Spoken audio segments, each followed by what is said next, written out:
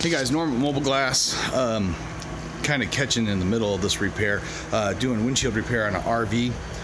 This is one of those continuous windshields, just one large one-piece windshield, and had just a pretty common combination star bullseye break right there, if I can get it to focus properly. Here, as usual, we have that issue. It's filling in really well. Almost perfectly, so that's kind of why I wanted to show you this one. I was just talking to the customer, and of course there are some better kits than what I use here. This bridge is really not for vertical repairs.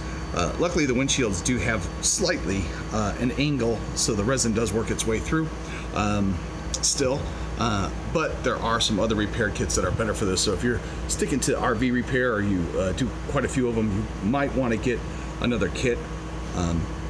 There's a couple different ones, but this bridge assembly still gets me through. Like I said, that one's filling in really well. You can kind of tell where the brakes are, but it is not white anymore at all. The resin's worked its way through quite well.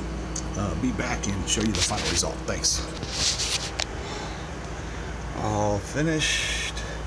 See if I can get it to focus. There we go. All done. Thank you for watching.